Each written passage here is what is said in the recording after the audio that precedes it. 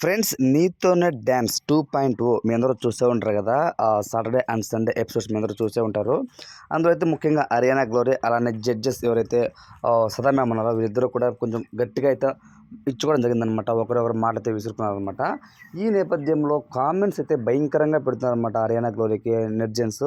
నీకు అసలు డ్యాన్స్ రాదు, పాడు రాదు, నీ ఫేస్ ఫేసు, సో నువ్వు కావాలని అలా వాళ్ళని టార్గెట్ చేసి మాట్లాడుతూ ఉన్నావు. జడ్జెస్ రెస్పెక్ట్ ఇవ్వడం కూడా తెలియదు. నువ్వేమైనా పెద్ద డ్యాన్సర్వా, కొరియోగ్రాఫర్వా, నీకు అసలు ఏమొచ్చు అని అంటూ చాలామంది అయితే ఇచ్చి పడేస్తున్నారు అని చెప్పుకోవచ్చు. ఫ్రెండ్స్ ఓవరాల్గా అందులో ఏముంది ఆ డ్యాన్స్ ప్రోగ్రాంలో వాళ్ళు మాట్లాడుకోవడం సంభాషణ బట్టి మీ అందరూ క్లారిటీగా నేను ఒక విషయం తెలియజేస్తున్నాను. సో అరియానా గ్లోరీ మన అలానే ముక్కు అవినాష్ ఇద్దరు కూడా వైల్డ్గా ఎంట్రీ ఇచ్చారనమాట. సో నాకెందుకో వాళ్ళకు కావాలనేసే స్టార్మా వాళ్ళని తీసుకురావడానికి కోసమే డబుల్ ఎలిమినేషన్ పెట్టి అనవసరంగా బాలా అయితే గారిని సో పూజ ఎలిమినేట్ చేశారేమో అని అయితే నాకు అనిపించింది.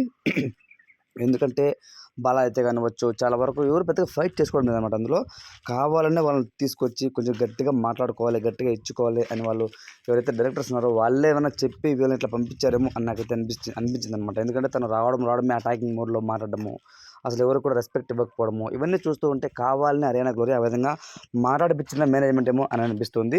అలానే ముక్కు అవినాష్ శ్రీముఖి ఇద్దరు మంచి ఫ్రెండ్స్ కాబట్టి కావాలనే శ్రీముఖి కూడా ముక్కు అవినాష్ రికమెండ్ చేసిందా లేకపోతే ఏంటో తెలియదు. కానీ ఇద్దరు కూడా కొంతవరకు మ్యూచువల్గా అయితే ఉన్నప్పటికీ కానీ ఆ ముక్కు అవినాష్ కూడా ఆ మార్క్స్తో ఏకీభవించలేదన్నమాట.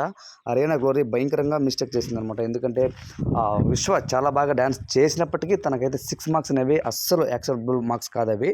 సో కావాలనే అలా చేసింది అని చెప్పుకోవచ్చు.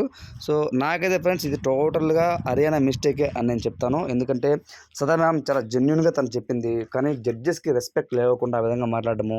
సో దాని తర్వాత దానికి తగ్గ పరిణామాలు కూడా తనైతే రిసీవ్ చేసుకుంది. మనకు అవన్నీ ఎడిటింగ్లో తీసేస్తారనమాట. సో కొంచెం గట్టిగా అయితే ఇచ్చిందనమాట సదా మేడము ఆ అరియానా గ్లోరీకి.